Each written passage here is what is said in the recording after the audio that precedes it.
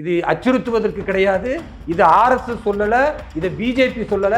வேலூர் இப்ராஹிம் என்ற சக இஸ்லாமியன் சொல்றேன். அயோத்தியிலிருந்து இஸ்லாமியர்கள் பாடம் படிக்கவில்லை என்றால் நாளைய அயோத்தியாக திருப்பரங்குன்றம் மாறும். இந்துக்கள் எழுச்சி பெற்றுவிட்டு அது இஸ்லாமியர்களுக்கு எதிரானதாக மாறிப்போனால் மிகப்பெரிய சோதனையான காலகட்டம் இருக்கும். இதுல பாரதிய ஜனதா கட்சியின் நிலைப்பாடு என்னன்னா, பாபர் மசூதி இடிக்கப்பட்டதை என் வரலாற்றின் கருப்பு தினமாக நான் நினைக்கிறேன். அது மிகப்பெரிய வேதனை எனக்கு தந்தது. எங்களுடைய நோக்கம் பாபர் மசூதி இடிப்பது அல்ல என்பதை திரு அத்வானி அவர்கள் தன்னுடைய சுயசரிதையில் எழுதியதை நானே படிச்சிருக்கேன். காந்தின்னு பேர் வச்சுட்டா இவர்களெல்லாம் காந்திகளா நான் கேட்கிறேன். சோனியா காந்தி, ராகுல் காந்தி, இந்திரா காந்தி அல்லது திரு ராஜீவ் காந்தி, இவர்கள் எல்லாம் காந்தின்னு பேரை வச்சுக்கிட்டு நாட்டை நாசமாக்கினாங்க. இவர்கள்லாம் மகாத்மா காந்திக்காக பேசுவதும் ஐயோ அவர் பேரை எடுத்துட்டாங்கன்னு துண்டி குதிப்பது என்பது அயோக்கியத்தனம், அரசியல் ஆதாயத்திற்காக செய்கிறார்கள். ஒவ்வொரு முறையும் கைது செய்யப்படும் பொழுது அந்த கேள்வியை கேட்கும்போது நீங்க சிரிச்சுட்டு கேட்குறீங்க. ஆனால் ஒவ்வொரு முறை கைதும் ஒவ்வொரு முறை கூடுதல் வழக்கு வாங்கும் பொழுது நான் படக்கூடிய வேதனையும் துன்பங்களும், ஒவ்வொரு முறை காவல்துறையினிடத்தில் நியாயத்தை பேசும்பொழுது அவர்கள் வாய் பொத்தி எங்களுக்கு வழி இல்லை, மேலிடத்திலிருந்து வரக்கூடிய பிரஷர்னால உங்களை கைது செய்யறேன்னு அவர்கள் சொல்லும் பொழுதும் எல்லாமே பாதிப்பு எனக்கு தான். நான் அப்படி என்ன பாவம் செஞ்சேன்? காவல்துறை தடுக்கும் பொழுது நீ போலன்னா உனக்கும் அவ்வளவுதான் சொல்லி எங்களை கொலைவெறி தாக்குதல் நடத்த வந்தார்களே, இவர்கள்லாம் எங்களை இப்படி தாக்க வந்தாங்க, போலீஸ்காரன் உங்களையும் மதிக்கலையே ஐயா அப்படின்னு போய் நாங்கள் ஒரு புகார் மனு கொடுத்து எங்களுக்கு ஒரு CSR கொடுத்தீங்களா? ஒருத்தனை கைது செஞ்சீங்களா? ஒருத்தனை, ஒரே ஆளை. எரியக்கூடியவர்களுக்கு நன்றாக எரிந்து கொள்ளட்டும். அது திரு உதயநிதி ஸ்டாலினாக இருந்தாலும் சரி அல்லது திமுக கூட்டணியாக இருந்தாலும் சரி, நீங்கள் கதறிக்கொண்டே இருங்கள். நாங்கள் வெல்வதற்கான வழியில் தெளிவாக செல்லுகிறோம்.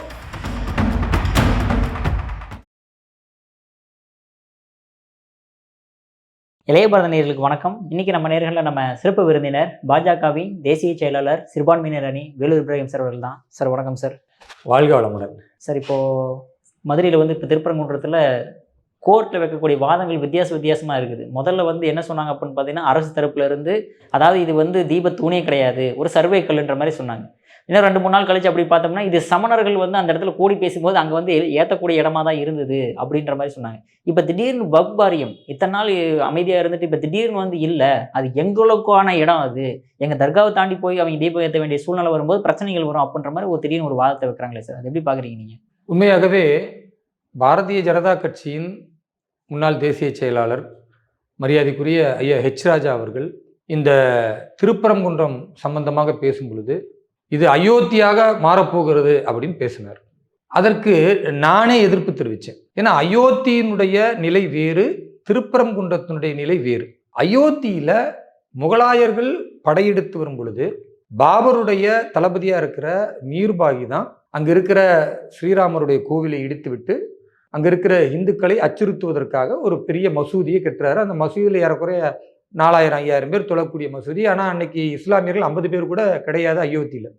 ஆனால் ஒரு பிரம்மாண்டத்தை காட்டணும், தன் ஆளுமையை காட்டணும், அதிகாரத்தை காட்டணும்னு கட்டப்பட்ட ஒரு தவறான சின்னம் தான் அது. அது மசூதின்னு கூட சொல்ல முடியாது. ஏன்னா இஸ்லாமிய நம்பிக்கையின் அடிப்படையில் பிற மத வழிபாட்டு தலங்களில் நாம் போய் வழிபடக்கூடாது, இஸ்லாமிய முறைப்படி வழிபடக்கூடாது, அதற்கு அனுமதி இல்லை. அப்போ நபிகள் நாயகம் சொன்னதுக்கும் எதிராக ஆட்சி மற்றும் அதிகாரத்தை நிலைநிறுத்த இந்துக்களை ஒடுக்குவதற்கு செய்த செயல் அது. அது இந்துக்கள் எழுச்சி பெற்ற பிறகு நீண்ட நாள் நீதிமன்ற போராட்டங்கள் தொடர்ந்து நடந்து ஒரு கட்டத்தில் இந்துக்கள் வெறுப்புக்கு உள்ளாகி அதை கரசேவை பண்ண போறோன்னு போகும் பொழுது அங்கு இராணுவம், காவல்துறை எல்லாம் இருந்தாலும் உயிரே போனாலும் பரவாயில்லை, இனி இங்கே பாபர் மசூதி இருக்கக்கூடாதுன்னு போய் இடித்து அதை தரமட்டமாக்குனாங்க. பிறகு நீதிமன்றம் தீர்ப்புக்கு கொண்டு வந்தது. நீதிமன்ற தீர்ப்பில் அங்கே ஸ்ரீராமர் கோவில் கட்டப்பட்டது.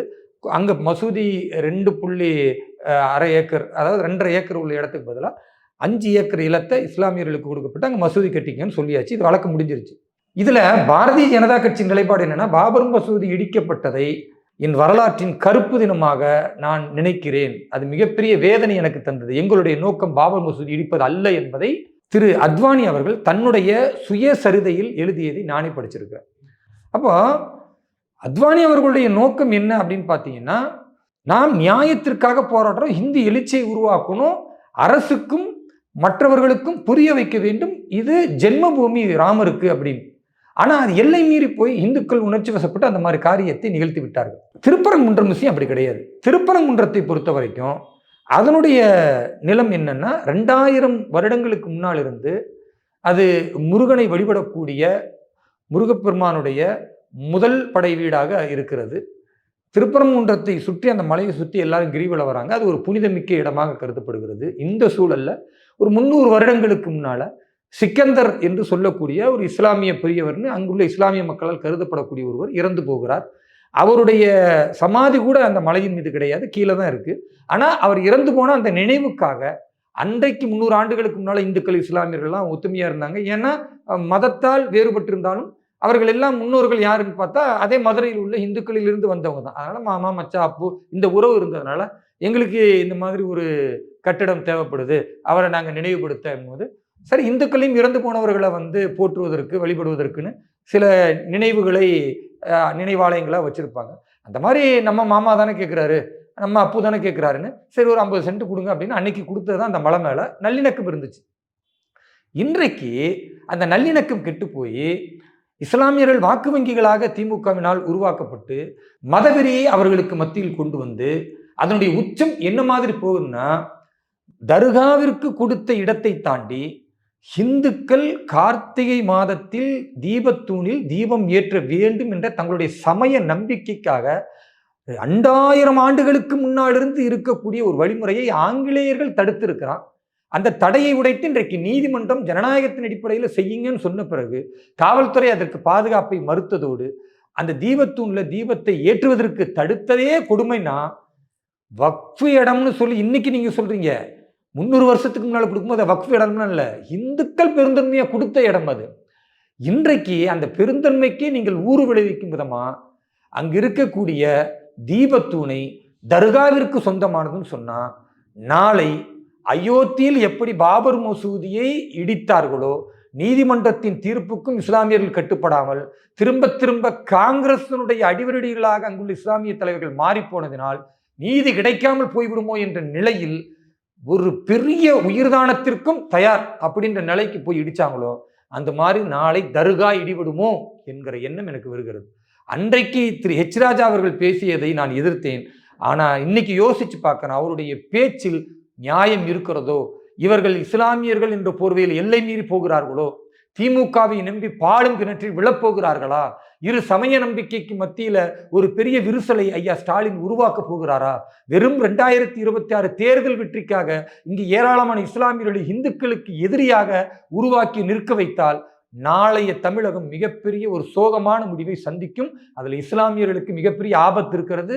அதனால இஸ்லாமியர்கள் மிக தெளிவாக சொல்லணும், இது எங்களுடைய சமய நம்பிக்கைக்கு உட்பட்டது அல்ல, அது தீபத்தூண், அது இந்துக்கள் தாராளமாக ஏற்றுட்டும், தேவை ஏற்பட்டால் நாங்களும் இணைந்து அவர்களுடைய மகிழ்ச்சியில் பங்கு கொள்கிறோம் சொன்னா அதுக்கு பேரு மத நல்லிணக்கம். அதை விடுத்து தேவையற்ற முறையில் இந்த தர்கா கமிட்டின்னு ஒரு 10 பேர் சேர்ந்து மனு போடுறேன்னு சொல்லி மொத்த இஸ்லாமியர்களை இந்துக்களுக்கு எதிராக திசை திருப்புவது ஆபத்தானது. இந்த செயலை ஒத்துக்கொள்ளவே முடியாது. அதற்கு ஒரு உதாரணம், நான் பேசிக்கொண்டிருக்கிற இன்றைய தேதி டிசம்பர் 18. இந்த பேசுவதற்கு வருவதற்கு முன்னால மதுரை தல்லாக்குளத்துல பூரணச்சந்திரன் என்று சொல்லக்கூடிய ஒருவர் தீவிர முருக பக்தர், நீதிமன்றம் சொன்னாலும் இவர்கள் தடுக்கிறார்கள், மக்கள் முருகனை வழிபடுவதற்கும் தீபத்தூணில் தீபத்தை ஏற்றுவதற்கும் இவர்கள் தடையாக இருக்கிறார்கள் என்ற மன உளைச்சலில் இன்றைக்கு அவர் தீயிட்டு தன்னைத்தானே குளித்து கொண்டு இறந்து போயிருக்கிறார். அவருடைய இறப்பு மிகப்பெரிய அதிர்ச்சி இன்றைக்கு மதுரை மக்களுக்கு தந்திருக்கிறது, முருக பக்தர்களுக்கு மிகப்பெரிய மன வேதனையை தந்திருக்கிறது. மருத்துவமனையில் அவருடைய சடலத்துக்கு முன்னால் பல்லாயிரக்கணக்கான மக்கள் இன்றைக்கு திரண்டு இருக்கிறார்கள் என்றால் உயிர் பலியை கூட இன்றைக்கு இந்த அரசு வேடிக்கை பார்க்கும். ஒரு உயிர் அல்ல, பல உயிர்களை கொடுத்தாவது முருக பக்தர்கள் மிக தீவிரமாக தீபத்தூணில் தீபம் ஏற்றும் வரை அவர்களுடைய போராட்டங்களை உத்வேகத்தை கைவிட மாட்டார்கள் என்பது இன்றைக்கு மதுரையில் ஒருவர் தீவிர முருக பக்தர் உயிரை மாய்த்து கொண்டிருக்கிறார். இது வேதனைக்குரியது. ஆனால் இந்த வேதனையை ஏற்படுத்தியது திமுக என்பதை நம்ம மறுத்துவிட முடியாது. மிக தெளிவாக சொல்கிறேன், வக்ஃபு போர்டாக இருக்கட்டும், தர்கா கமிட்டியா இருக்கட்டும், தேவையற்ற முறையில் தேன் கூட்டில் கை வைப்பதை போல் தீபத்தூண் விஷயத்துல தர்காவிற்கு சொந்தமானது தீபத்தூண் என்று பேசினால் நாளைக்கு அந்த தர்காவே இருக்காது, தரைமட்டமாக்கப்படும். இது இஸ்லாமியர்களுக்கு நான் எச்சரிக்கையா சொல்றேன். இது அச்சுறுத்துவதற்கு கிடையாது. இது RSS சொல்லல, இதை பிஜேபி சொல்லல, வேலூர் இப்ராஹிம் என்ற சக இஸ்லாமியன் சொல்றேன். அயோத்தியிலிருந்து இஸ்லாமியர்கள் பாடம் படிக்கவில்லை என்றால் நாளைய அயோத்தியாக திருப்பரங்குன்றம் மாறும். இந்துக்கள் எழுச்சி பெற்றுவிட்டு அது இஸ்லாமியர்களுக்கு எதிரானதாக மாறிப்போனால் மிகப்பெரிய சோதனையான காலகட்டம் இருக்கும். சும்மா திமுகவுக்கு பின்னால் இருக்கிற இஸ்லாமியர்கள் சொல்லலாம் இது தமிழ்நாடு, இங்கு பாஜக வராதுன்னு. இதே மாதிரிதான் கம்யூனிஸ்டுக்காரர்கள் சொல்லிக்கொண்டே இருந்தார்கள். கேரள மாநிலத்தில் கேரளாவின் தலைநகரையே இன்றைக்கு பாரதிய ஜனதா கட்சி பிடித்திருக்கிறது. நாளை தமிழகத்தில் ஜார்ஜ் கோட்டையை பாரதிய ஜனதா கட்சி தேசிய ஜனநாயக கூட்டணி பிடிக்கும் பொழுது, அங்கு தீபத்தூண் ஏற்றும் பொழுது இஸ்லாமியர்களுடைய நிலை என்னவாக இருக்கும் என்பதை புரிந்து கொண்டு வெளிப்படையாக இஸ்லாமிய மதகுருமார்கள், ஆலிம்கள், இஸ்லாமிய அமைப்புகள் அறிக்கை விட வேண்டும். தீபத்தூண் ஏற்றுவதில் இஸ்லாமியர்களுக்கு எந்த பிரச்சனையும் இல்லை, எந்த தடையும் இல்லை. இந்துக்களுடைய புனிதங்களை நாங்கள் மதிக்கிறோம், இந்த மண்ணை மதிக்கிறோம், இந்த கலாச்சாரத்தை மதிக்கிறோம். ஒன்றுபட்டு இஸ்லாமியர்களும் கிறிஸ்துவர்களும் தீபத்தூண் ஏற்றும் பொழுது நாங்களும் அதில் கலந்து கொண்டு மத நல்லிணக்கத்தை வெளிப்படுத்துகிறோம் சொன்னா அது நாளைய தமிழகத்திற்கு நல்லிணக்கத்திற்கு மிகச்சிறப்பான முன்னுதாரணம். அதை செய்யலைன்னா நாளை தர்கா அந்த இடத்தில் இருக்குமா என்பது கேள்விக்குறியானது. இது மிரட்டல் அல்ல. கடந்த காலத்தில் நடந்த படிப்பினையை இஸ்லாமியர்கள் புரிந்து கொள்ளாவிட்டால் எதிர்காலத்தில் இது நடக்கும் என்கிற முன்னெச்சரிக்கை நான் சக இஸ்லாமியனாக என் மக்களுக்கு நான் சொல்லக்கூடிய ஒரு பணிவான செய்தி. சார் சூப்பராக சொன்னீங்க சார். சார் அடுத்ததாக பார்த்தோன்னா இப்போ பாராளுமன்றத்தில் வந்து Mahatma Gandhi national rural employment guarantee ஆக்டில் வந்து மகாத்மா காந்தின்ற பேரை நீங்கள் நீக்கிட்டீங்க. விக்ஷித் பாரத் அப்படின்ற மாதிரி ஒரு புது ஸ்கீமை கொண்டு வந்து அதில் மகாத்மா காந்தியை வந்து பழி வாங்குறீங்க நீங்கள் அப்படின்ற மாதிரி ஒரு வாதத்தை வைக்கிறாங்களே சார். அதாவது அந்த பெயரில் ஷார்ட்டாக நீங்கள் பார்த்தீங்கன்னா விபி ராம்ஜி அப்படின்னு இருக்கும். பொதுவாகவே நீங்கள் பார்த்தீங்கன்னா ஸ்ரீராமருக்கு எதிரானவர்களாகத்தான் இந்தி கூட்டணி இருக்குது. அவர்களை பொறுத்த வரைக்கும் கடவுள் நம்பிக்கைக்கு எதிரானவர்களும் அந்த கூட்டணியில் இருப்பாங்க. ஸ்ரீராமரை எதிர்க்கக்கூடியவர்களாக இருப்பாங்க. காங்கிரஸுக்கு சொல்லவே தேவையில்லை. இன்றைக்கு வரை அயோத்தியில் போய் அவர்களுக்கு வழிபட மனசில்லை. ஆனால் அவர்களுக்கு மிகப்பெரிய அளவிற்கு நாங்கள் இந்துக்கள் தான் அப்படின்னு நான் பியூர் பிராமணன் என்று ஐயா ராகுல் காந்தி அப்படி எடுத்து இப்படி காட்டுவார் தன்னுடைய பூணூலில் இருந்து. இது அதே பூணூலில் அறுக்கிற வேலையை அதே கூட்டணியில் இருக்கிற திகாபாக்கும் திமுக பார்க்கும். ஸோ கொள்கை கூட்டாளிகளாக இல்லாமல் குழப்பங்களின் கூட்டாளியாக இருந்து கொண்டு சுயநலத்திற்காக இருக்கக்கூடியவர்கள் தான் இந்து கூட்டணி. இந்த நிலையில இவர்களுக்கு திடீர்னு மகாத்மா காந்தி மேல எதுக்கு பாசம் வருது? காந்தின்னு பேர் வச்சுட்டா இவர்களெல்லாம் காந்திகளா? நான் கேட்குறேன். சோனியா காந்தி, ராகுல் காந்தி, இந்திரா காந்தி அல்லது திரு ராஜீவ் காந்தி இவர்கள்லாம் யாருங்க? இந்த நாட்டை நாசப்படுத்தியவர்கள். நீங்க பாருங்க, ஹெரால்டு பத்திரிகை அது எவ்வளவு பெரிய ஊழல். காந்தியின் பேர் வச்சிருக்கிற ராகுல் காந்தி அவர்களும் சோனியா காந்தி அவர்களும் எவ்வளவு பெரிய அயோக்கியத்தனத்தை பண்ணியிருக்கிறாங்கன்னு இன்றைக்கு பேசப்பட்டிருக்கிறது. இன்றைக்கும் வழக்கு நிலுவையில் இருக்கு. அதுக்காண்டி தள்ளுபடி செய்யப்பட்டது, அது முடிஞ்சு போயிருச்சுன்னு சும்மா ஒரு பொய் செய்தியை பரப்பி கொண்டு இருக்கிறார்கள் காங்கிரஸ் கட்சிக்காரர்கள். அதே மாதிரி ராஜீவ்காந்தி அவர்களுடைய ஊழல், போபஸ் ஊழல் இருந்துச்சு. அப்ப காந்தியின் பேரை வச்சுட்டு ஊழல் செய்யறது. இந்திரா காந்தி அம்மையாரை சொல்லவே வேணாம். நாட்டையே நெருக்கடிக்குள்ளாக்கி தீவிரமான சட்டங்களை போட்டு அவசர பிரகடனத்தை ஏற்படுத்தி இருக்கிற உரிமைகளை எல்லாம் அரசியலமைப்பினுடைய அத்தனை உரிமைகளையும் பறித்து நாசமாக்கியவர் அவர். இவர்கள் எல்லாம் காந்தின்னு பேரை வச்சுக்கிட்டு நாட்டை நாசமாக்குனாங்க. இவர்கள்லாம் மகாத்மா காந்திக்காக பேசுவதும் ஐயோ அவர் பேரை எடுத்துட்டாங்கன்னு துள்ளி குதிப்பது என்பது அயோக்கியத்தனம், அரசியல் ஆதாயத்திற்காக செய்கிறார்கள். மகாத்மா காந்தி அவர்களை போற்றக்கூடிய நிலையில் பாரதிய ஜனதா கட்சி இருக்கிறது.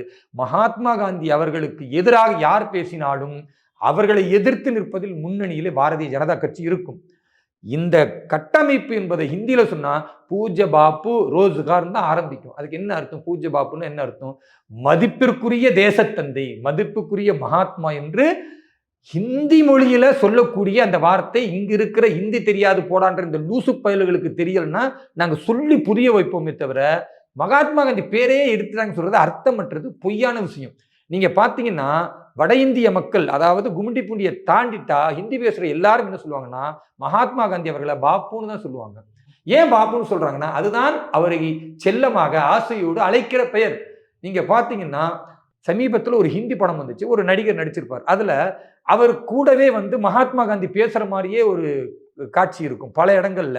மகாத்மா காந்தி பேசி அவர் பயங்கர ரவுடியா இருப்பாரு, பெரிய அளவிற்கு திருடுவார், ரவுடித்தனம் பண்ணுவார். அப்படி பண்ணக்கூடாதுன்னு காந்தியடிகள் சொல்ற மாதிரியே கூடவே சொல்லுவாங்க. இப்படியே அவர் காந்தியடிகள் பேசுறதை கேட்டு கேட்டு அவர் திருந்திடுவார். அப்ப காந்தியடிகள் பேசுவதை கேட்டு திருந்தி ஒரு கட்டத்தில் அவர் பெரிய அளவுக்கு நல்லது செய்ய ஆரம்பிப்பார். அந்த படம் முழுக்க காந்தியடிகளை சஞ்சய் தத் தான் அதில் கதாநாயகனா நடிப்பார். அவர் சொல்லுவார், பாப்பு பாப்பு என்கிட்ட பாப்பு பேசினார். எல்லாரும் சிரிப்பாங்க. இல்லை என்கிட்ட பாப்பு தான் பேசினார். அது எப்படி காந்தி உங்ககிட்ட பேசுவார்ன்றத அவங்க கேட்கும் போது எப்படி பாப்பு பேசினார்னு கேட்பாங்க. அந்த படம் முழுக்க காந்தின்னு வராது, பாப்புன்னு தான் வரும். இது எல்லாருக்கும் தெரியும். சஞ்சய் தத் அவர்கள் விடுதலையான பொழுது கூட மராட்டிய மாநிலத்தில் உள்ள அரசியல்வாதிகள் இருந்து எல்லாரும் என்ன சொன்னாங்கன்னா, அவர் மகாத்மா காந்தியினுடைய படத்தில் நடித்து, பாப்புடைய படத்தில் நடித்து பாப்புவாகவே அவர் மாறியதால் அவருக்கு விடுதலை கிடைத்திருக்குன்னு சொன்னாங்க. அப்போ காந்தியடிகளை கும்மிடிப்பூண்டியை தாண்டினா எல்லோரும் சொல்ற அன்பு பெயர், செல்ல பெயர் பாப்புன்னு தான். அதைத்தான் அந்த திட்டத்துக்கு பாப்புனுடைய ரோஸ்கார் திட்டம் தான் நாங்களும் வச்சிருக்கிறோம். உங்களுக்கு தெரியவில்லை என்று தேவையில்லாம மக்களை தவறான முறையில் திசை திருப்புகிறீர்கள்.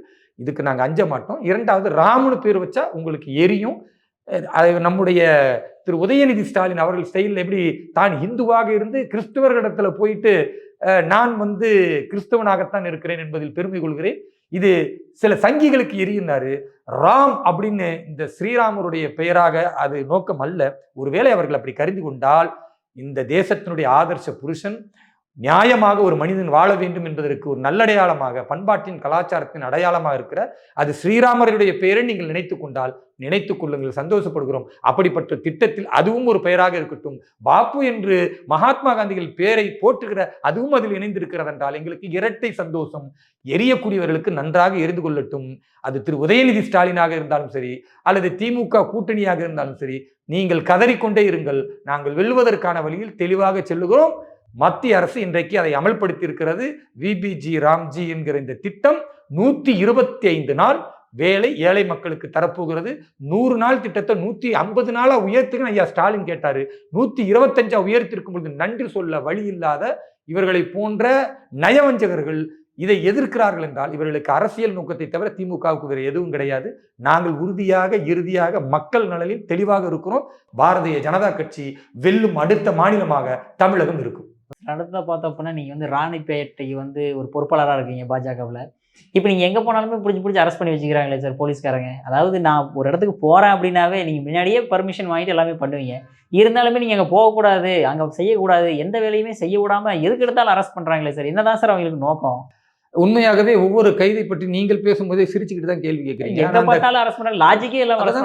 ஒவ்வொரு முறையும் கைது செய்யப்படும் பொழுது அந்த கேள்வியை கேட்கும்போது நீங்க சிரிச்சுட்டு கேட்குறீங்க. ஆனா ஒவ்வொரு முறை கைதும் ஒவ்வொரு முறை கூடுதல் வழக்கு வாங்கும் பொழுது நான் படக்கூடிய வேதனையும் துன்பங்களும், ஒவ்வொரு முறை காவல்துறையினிடத்துல நியாயத்தை பேசும் பொழுது அவர்கள் வாய் பொத்தி எங்களுக்கு வேறு வழி இல்லை, மேலிடத்திலிருந்து வரக்கூடிய பிரஷர்னால உங்களை கைது செய்யறேன்னு அவர்கள் சொல்லும் பொழுதும் எல்லாமே பாதிப்பு எனக்கு தான். நான் அப்படி என்ன பாவம் செஞ்சேன்? பாரதிய ஜனதா கட்சியின் சார்பாக அதிகாரப்பூர்வமாக ராணிப்பேட்டையினுடைய சட்டமன்றத்தின் பொறுப்பாளராக அறிவிக்கப்பட்ட பிறகு அங்கு இருக்கக்கூடிய 6 ஒன்றியத்தில் ஒரு ஒன்றியம் மேல் விசாரம் என்கிற ஒன்றியம். அங்கே ஏறக்குறைய 25,000 இஸ்லாமியர்களுக்கு மேல இருக்கிறாங்க.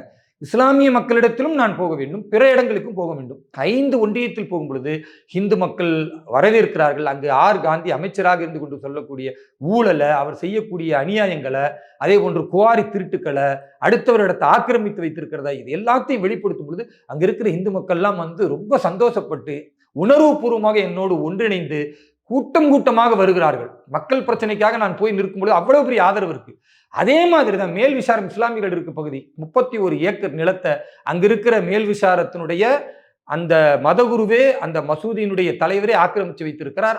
காந்தி அதுல பங்கு என்பதனால அங்க இருக்கிற மக்கள் இஸ்லாமியர்களுக்காக முன்னோர் கொடுக்கப்பட்ட சொத்தை கூட அவர்கள் மீட்க முடியல. அதுக்காக என்னை கூப்பிட்டு நீங்க நியாயம் பேச வாங்கன்னு கூப்பிட்டா அதுக்கு போனா காவல்துறை கைது செய்கிறது. அதே மாதிரி நீங்க பாத்தீங்கன்னா பாரதிய ஜனதா கட்சியினுடைய நிர்வாகிகளாக இஸ்லாமியர்கள் அங்க இணைந்திருக்கிறாங்க. அவர்களுடைய வீடுகளுக்கு என்ன அழைக்கிறாங்க. அந்த வீட்டிற்கு நான் அதிகாரப்பூர்வமா முறைப்படி அறிவிச்சுட்டு காவல்துறையிட்ட பர்மிஷன் வாங்கிட்டு போனாலும் மீண்டும் கைது செய்கிறார்கள். கேட்டா இல்ல உங்க உயிருக்கு அச்சுறுத்தல் இருக்கிறது, அங்க போன சட்டம் ஒழுங்கு கெட்டு போயிடும், மீண்டும் கைது செய்கிறார்கள். நான் காவல்துறையிட்ட ஒரே கேள்விதான் கேட்டேன். நாங்கள் முறைப்படி அனுமதி பெற்று எங்கள் கட்சி நிர்வாகி வீட்டுக்கு போனா நீங்க கைது செய்வீங்க, நாங்க முறைப்படி பாரத பிரதமருடைய நலத்திட்டங்களை கொண்டு போய் சேர்ப்பதற்காக அந்த மக்களிடத்தில் பேச போனா அதுக்கு கைது செய்வீங்க. ஆனால் முறையே இல்லாமல் நாங்கள் போகும் பொழுது சாலையை மறித்து அமர்ந்து கொண்டு காவல்துறை தடுக்கும் பொழுது நீ போலன்னா உனக்கும் அவ்வளவுதான் சொல்லி எங்களை கொலைவெறி தாக்குதல் நடத்த வந்தார்களே, இவர்கள்லாம் எங்களை இப்படி தாக்க வந்தாங்க, போலீஸ்காரன் உங்களையும் மதிக்கலையே ஐயா அப்படின்னு போய் நாங்கள் ஒரு புகார் மனு கொடுத்து எங்களுக்கு ஒரு CSR கொடுத்தீங்களே, ஒருத்தனை கைது செஞ்சீங்களா? ஒருத்தனை, ஒரே ஆளு. அப்போ நீங்க என்ன நினைக்கிறீங்க? திமுகவுக்கு இஸ்லாமியர்கள் வாக்கு போடுவதா இருந்தா அவன் சாலை மறியல் செய்யலாம், காவல்துறையே என்ன வேணாலும் அசிங்கமா பேசலாம், காவல்துறைக்கு கட்டுப்படாமல் போகலாம், பணி செய்ய விடாமல் தடுத்த வழக்குன்னு சும்மா கார்ல உட்காந்துக்கிட்டு இருந்தா என் மேல கேஸ் போட்டுருவாங்க, நான் பெயிலபிள் செக்ஷன். அவன் உண்மையாகவே பணி செய்ய விடாமல் தடுக்கிறது மட்டும் இல்ல, சாலை மறியல் பண்றது வீடியோ ஆதாரம் இருக்கு, அதெல்லாம் வச்சுதான் நான் வழக்கு அவர்கள் மீது புகாரே கொடுக்குறேன். ஆனா அவர்கள் மீது எந்த வழக்கும் இருக்காது. ஏன்? முஸ்லீம் ஓட்டு போடுறான்னா அவன் தீவிரவாதியா இருந்தாலும் பரவாயில்ல, பயங்கரவாதியா இருந்தாலும் பரவாயில்ல, அடிப்படைவாதியா இருந்தாலும் பரவாயில்ல, மத வெறியனா இருந்தாலும் பரவாயில்ல, இந்த நாட்டை நாசமாக்குறவனா இருந்தாலும் பரவாயில்ல, எனக்கு தேவை ஓட்டுன்னா அந்த மாதிரி ஒரு 10% முஸ்லீம்கள் தப்பானவன் இருப்பான். 90% இஸ்லாமியர்கள் இவன் 10% செய்வதற்காக ஒட்டுமொத்த அசிங்கத்தையும் இழிவையும் ஏன் சுமக்க வேண்டும்? 90% இஸ்லாமியர்கள் இந்த தேசப்பற்றோடு இருக்காங்க. அவங்களுக்கு வளர்ச்சி வேணும்னு நினைக்கிறாங்க, நல்ல வீடு வேணும்னு நினைக்கிறாங்க, நல்ல குடிதண்ணீர் வேணும், நல்ல சாலை வேணும், நல்ல ஒரு உழைப்பு வேண்டும், நல்ல முன்னேற்றம் எங்களுக்கு வேணும், நல்ல தொழில் வேணும். அப்ப இதுக்கெல்லாம் மத்திய அரசுடைய திட்டங்கள் எங்க பகுதிக்கு வரணும்னு அவங்க கூப்பிட்டா அதுக்கு மேல் விசாரத்துக்கு நான் போனா இந்த 10% பயங்கரவாதத்தை அடிப்படைவாதத்தை ஆதரிக்கக்கூடிய இவர்கள் எதிர்ப்பதற்கு காவல்துறை ஒத்துழைக்குது. அவன் தடுக்கிறான், அவன் திட்டுறான், அவன் மறியல் பண்றான். அவன் இதே முஸ்லிம்கள் ஏரியாவில் நான் போய் திட்டங்களை சொன்னா என்னை தடுக்கிற காவல்துறை, ஹிந்துக்கள் அதிகமா இருக்கிற ராணிப்பேட்டையில தமுமுகன்னு சொல்ற ஒரு முஸ்லிம் மதவெறி அமைப்பு பாபர் மசூதி கெட்டுவோன்னு பேசுவதாக இருந்தா, அதே மாதிரி ஸ்ரீராமர் கோவில் அங்க இருக்காதுன்னு நீ பேசுவதா இருந்தா, எங்க தகவல் கேட்டதுமே அது பேசக்கூடாது, அப்படி பேசுனா நாங்க பாரத் மாதா கி ஜெயின் கோஷம் போடுவோம்னு சொன்னா அதுக்கும் சேர்த்து எங்களை தான் கைது பண்றாங்களே தவிர அவனை போய் நீ இப்படி பேசாதான்னு சொல்றதுக்கு போலீஸ்க்கு வாயில்லை. அப்ப எந்த அளவிற்கு காவல்துறை பாரபட்சமா இருக்குன்னா, காவல்துறைக்கும் எங்களுக்கு என்ன சண்டை இருக்கு? காவல்துறை இயக்கப்படுகிறது. மேல இருந்து எனக்கு எஸ்பி கைது செய்யணும் என்ன எஸ்பி சொல்றாருன்னா அதுக்கு மேல இருந்து யார் சொல்லுவா? ஐஜி சொல்லுவாரு. ஐஜிக்கு மேல இருந்து என்ன சொல்லுவாரு? ஏடிஜிபி சொல்லுவாரு, டிஜிபி சொல்லுவாரு. டிஜிபிக்கே யார் சொல்லுவா? ஐயா ஸ்டாலின் சொல்லுவாரு. ஏப்பா வேலூர் இப்ராஹிம் 25,000 பேர் இருக்கிற இஸ்லாமிய வாக்குப்பதிவு மேல் விசாரத்துக்கு போயிட்டா நாம் இவ்வளவு காலம் அந்த மக்களுக்கு வளர்ச்சியே தராமல் மசூதிக்கும் மதரசாவுக்கும் காசு கொடுக்குறோம்னு சொல்லி பிஜேபி வந்துட்டா அவன் மசூதியை இடிச்சிடும் சொல்லி பொய் சொல்லி அவனை பயமுறுத்தி வச்சிருக்கிறோம். ஆனா வேலூர் இப்ராஹிம் மேல் விசாரம் போனா என்ன மரியாதை பிஜேபியில் அவருக்கு கொடுத்து வச்சிருக்கிறாங்க, எவ்வளவு கண்ணியம் வேலூர் இப்ராஹிமுக்கு இருக்கிறது என்று இஸ்லாமியர்கள் பார்க்கும் பொழுது பாரதிய ஜனதா கட்சியை மெச்சுவார்கள், போற்றுவார்கள், கட்சியில் அதிகமாக இணைஞ்சிருவாங்க என்ற பயம் ஐயா ஸ்டாலினுக்கு இருப்பதனால அந்த மக்களை சந்திப்பதற்கே விடாமல் என்னை தடுக்கிறார். எவ்வளவு தடுப்பீங்க நானும் பார்த்துட்டு இருக்கேன். எழுதி வைத்துக் கொள்ளுங்கள். இதே மாதிரி காஷ்மீர்ல லால் சவுக் பகுதியில் பாரத பிரதமர் திரு நரேந்திர மோடி அவர்கள் போகும் பொழுது பயங்கரவாத அடிப்படைவாத சக்திகள் சொன்னார்கள், நீ உள்ள நுழைஞ்சு பாரு, இங்க தேசிய கொடியை ஏத்தி பாரு, என்ன நடக்குது பாரு, ஒரு தாய்க்கு நீ பறந்திருந்தா உன் தாயின் மார்பில் நீ பால் குடிச்சவங்க இருந்தா வந்து பாரு அப்படின்னு பயங்கரவாத சக்திகள் சொன்னார்கள். பாரத பிரதமர் திரு நரேந்திர மோடி அவர்கள் உயிரை பற்றி கவலைப்படாமல் தேசிய கொடியை லால் சவுக்கில் பயங்கரவாதிகள் தீவிரவாதிகள் எல்லாம் இருக்கக்கூடிய அந்த இடத்தில் எந்த ஆயுதமும் இல்லாமல் மக்கள் சக்தியோடு போய் அன்றைக்கு தேசிய கொடியை ஏற்றினார். இன்றைக்கு தேசிய கொடி காஷ்மீர் முழுக்க பட்டொலி வீசி பறக்கக்கூடிய அளவிற்கு ஆர்டிகல் 370 நீக்கிய ஒரு மாபெரும் தலைவனாக இருக்கிறார். அதே மாதிரி மேல் விசாரத்தில் என்னை திமுக தலைவர் ஐயா ஸ்டாலின் தடுத்து கொண்டே இருக்கிறார். எழுதி வைத்துக் கொள்ளுங்கள். மேல் விசாரத்தில் 25,000 இஸ்லாமியர்களுடைய மனதை வென்று ஒவ்வொருத்தருடைய வீட்டிலும் பாரதிய ஜனதா கட்சியினுடைய கொடியை பறக்க விட்டு மேல் விசாரம் பாரதிய ஜனதா கட்சியின் கோட்டை.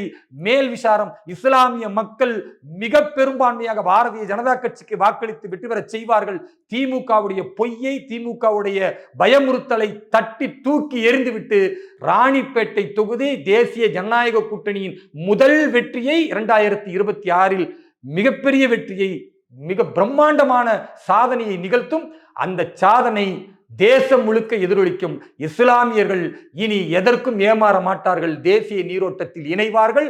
பாரதிய ஜனதா கட்சிக்கும் பாரத பிரதமர் திரு நரேந்திர மோடி அவர்கள் பின்னால் அணிவகுத்து நிற்பார்கள் என்பதற்கான அடையாளத்தை மேல் விசாரத்திலிருந்து வேலூர் இப்ராஹிம் துவக்குவேன்.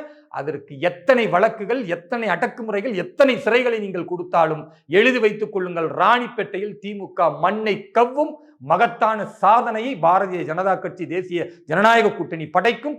தாமரை நிச்சயமாக ராணிப்பேட்டையில் மலரும். சார், அற்புதமாக வழக்கம் கொடுத்தீங்க சார். உங்கள் பொன்னான நேரத்தை மிக்க நன்றி சார். நன்றி, வாழ்த்துக்கள்.